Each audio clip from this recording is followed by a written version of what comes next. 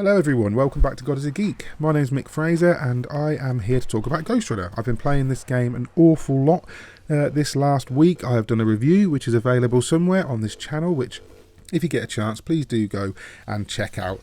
All those little clicks and likes and even the dislikes kind of help us. So if you do get a chance, have a look at the review, especially if you're planning on picking up the game, because I think maybe some people don't know exactly what this game is, especially if they weren't able to play the demo on PC a few weeks ago.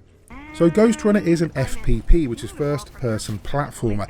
It's very focused on melee combat, moving very fast. It's got all the hallmarks of a platforming game. It's got wall running and wall jumping and sliding and hook shotting and all that cool stuff. But it's quite a tricky game. In fact, it took me a long time and I suffered an awful lot of deaths. If you read the review, it'll tell you an average of 2 deaths per minute during my playthrough of this game. So I did find it very, very difficult. To that end, and because we're generally lovely like that at God is a Geek, I've put together a few tips for you that may help you out when you're first starting out in Ghostrunner. Perhaps after a few hours it'll all become a little bit more intuitive and you won't need these tips, but definitely at the beginning I could have used something, a little guide maybe, to give me a few pointers. So without further ado, here are a few tips to help you get started in Ghostrunner. Number 1, use sensory boost. One of the most important abilities you acquire is the sensory boost augment early on. It allows you to hold the shift key or the left bumper on a gamepad to slow time and boost you a short distance in whichever direction you're facing. It has multiple uses and learning to use it properly is essential. For a start, it can be used to reposition you if you're going to miss a jump, for slowing down time to aim the few projectiles you'll come across, or the gap jammer, which is your grappling hook. Perhaps most importantly though, you can also use it to dodge bullets and drift behind shielded enemies, or close the last few feet in a platforming chain. Interestingly, it can also be used to leap off of a wall and boost back to it for those areas where the walls are electrified or trapped. Number 2, respec your skills where applicable.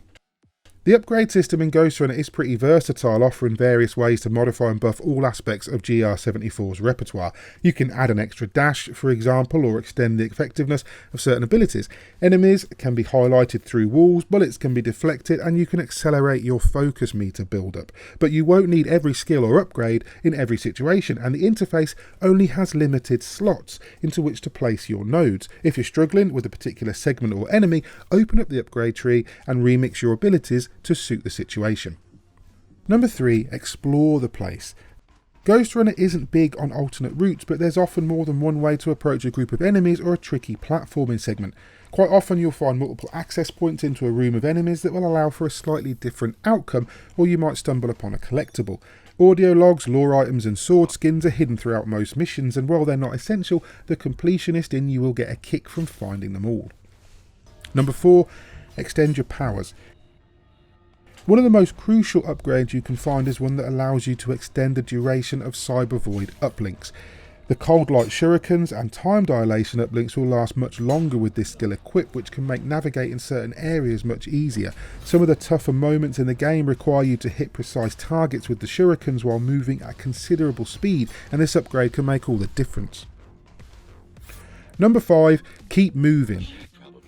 This might seem obvious, but the trick is to not stand still during combat sections or slow down during platforming runs. Quite often the game expects you to hit every obstacle at speed, and momentum will carry you through most areas. The more you move, the faster you move, and using hook points and wall runs can confuse the enemy just enough to get the drop on them. Every enemy is fast and every enemy can kill you in a single hit. This is important. You won't always know where they are as you enter an area. Move around a bit to clock them all and keep on running. Pausing for even a second is long enough to catch a bullet. Number 6, don't fear death. There's actually little punishment for death in Ghostrunner. The punishment comes more in the form of frustration at your repeated failures, as death simply instantly respawns you at the last checkpoint. Use this in your initial runs when you're not trying to nail a leaderboard high score. Scout areas. Learn where you can pause for a breath. Learn to read and adapt to enemies' abilities and movements. Learn which skill or upgrades to prime for a given situation. Ghostrunner is hard, but it's no roguelike, and perseverance and pattern recognition will eventually see you through. Number 7, use your skills wisely. The 4 skills you unlock throughout Ghostrunner have hefty cooldowns, but only because they're so powerful. You'll need to build your focus meter, which can take time even with certain upgrades installed.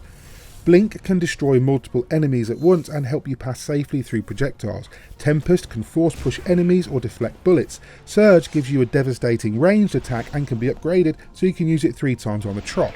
And Overlord turns any enemy into your ally for a few seconds. These skills aren't the focus, and it's surprisingly easy to forget you have them, but experiment with them if you're struggling and you might find a better tactic. Also, remember you retain them all when you replay earlier missions, almost like a miniature New Game Plus.